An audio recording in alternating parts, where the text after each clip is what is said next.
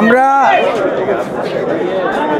এখানে এসছি, আমার সঙ্গে আমার খুবই প্রিয় বন্ধু মামুন, বিখ্যাত মানুষ, ক্যামেরার কবি, এবং আমার বাঁদিকে আমার আরেক বন্ধু মোহাম্মদ রোমেল, আর এছাড়া আমাদের কাছে এলিজা, তারপরে আরও অনেকে আছে। আমরা সকলে এখানে হাজির আছি, কমন এলিজা, মুনিয়া সকলে আছে, এবং আমরা সকলে এসে এখানে দাঁড়িয়েছি।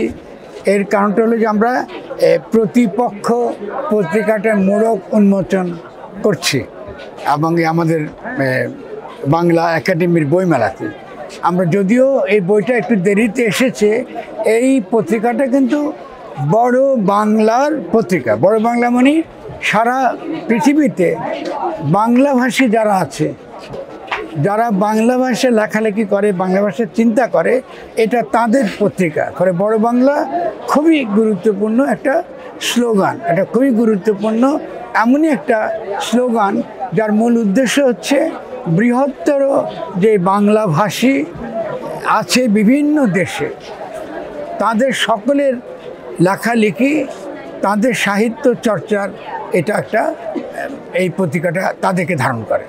এবং আমার জন্য খুবই গর্বের যে আশপাশে 24 নম্বর প্যাভিলিয়ন জ্ঞানকোষে পাওয়া যাবে।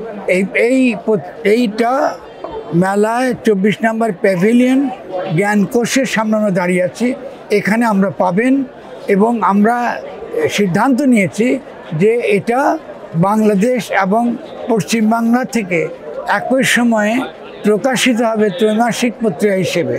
ফলে আমরা আপনাদের সকলের দোয়া এবং আশীর্বাদ কামনা করি যেন এটা সঠিকভাবে এটা আমরা প্রকাশ করতে পারি।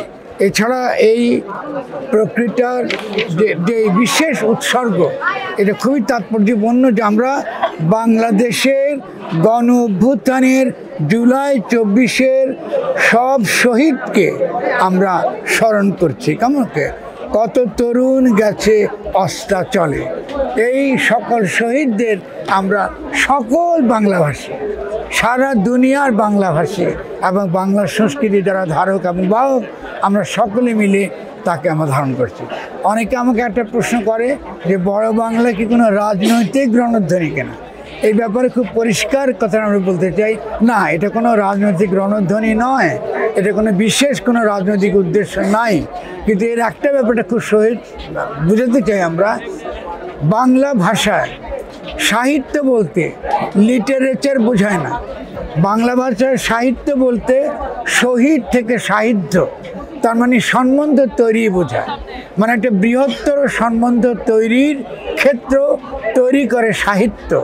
ফলে আমরা জাতি হতে পারে, ধর্ম হতে পারে, ভাষা হতে পারে, যাই হোক না কেন, আমরা সকলে মিলে যখন একটা জনগোষ্ঠী হিসেবে নিজেদেরকে একত্রিত করি, ঐক্যবদ্ধ করি, নতুন করে ভাবতে শিখি, এবং কলোনিয়াল যে সকল যে পুরনো চিন্তা, এই পুরনো ভাবনা, এটার বিপরীতে আমরা আমাদেরকে নতুন করে যখন ভাবতে শিখি, সেটা সাহিত্য আমাদেরকে শেখায়। ফলে সাহিত্য নতুন করে যেমন সম্বন্ধ রচনা করে, তেমনি সাহিত্য কলোনিয়াল আমলের, ঔপনিবেশিক আমলের যে সকল মানচিত্র আমাদের উপর চাপিয়ে দেওয়া হয়েছে বিভিন্ন রকম সাম্রাজ্যবাদী শক্তির কারণে, কলোনিয়াল শক্তির কারণে, যেভাবে আমাদেরকে বিভক্ত করে রাখা হয়, সেই বিভক্তির বিরুদ্ধে এই পত্রিকা একটি বিদ্রোহ। ফলে এই পত্রিকা একান্তই একটা ঔপনিবেশিকতা বিরোধী এবং সকল প্রকার সাম্রাজ্যবাদ, সকল প্রকার বিভক্তি, সকল প্রকার বিভেদ, তার বিরুদ্ধে জনগণকে, মানুষকে ঐক্যবদ্ধ করবার, তাদেরকে নতুন করে কল্পনা করবার, নতুন ভূগোল, নতুন পরিবেশ, নতুন প্রাণ, নতুন প্রকৃতি, এই সমস্ত কিছুকে নতুন করে ভেবে নতুন রাজনৈতিক জনগোষ্ঠী যেন দ্রুত আমাদের এই পৃথিবীতে তার আবির্ভাব ঘটতে পারে, সেই জনগোষ্ঠীর কল্পনা আমরা করি, এবং সেটা আমরা করি সাহিত্যের মাধ্যমে, সাহিত্য সৃষ্টির মাধ্যমে। আমাদের যে ঐক্য, আমাদের যে ভাষার যে ঐক্য, আমাদের সংস্কৃতির যে ঐক্য, ভূগোলের যে ঐক্য, প্রাণ প্রকৃতির যে ঐক্য, সে ঐক্যকে ধারণ করবার জন্যে এই এই পত্রিকা। আমি সকলকে অনুরোধ করব, তরুণদের বিশেষত, এই পত্রিকা যেন তারা লেখেন, এবং দুই বাংলা থেকে এবং সকল বাংলাভাষী তরফে এই পত্রিকা আগামী দিনে প্রকাশিত হবে। আমি সকলকে, আমার বন্ধুরা যারা এখানে হাজির রয়েছেন সকলকে আমি ধন্যবাদ দিচ্ছি। এবং ওখান থেকে আমরা আরও বন্ধুরা এসে জড়িত হয়েছেন। ওদিকে আর কারা কারা আছে? মুনিয়া দেখছি, আরিফ দেখছি, জেসমিন আছে ওদিক দিয়ে, আর কে কে আছেন? অনেকে আছে। পাপি আছে, পাপি আছে, আসিফ আছে, সকলে এখানে আছে।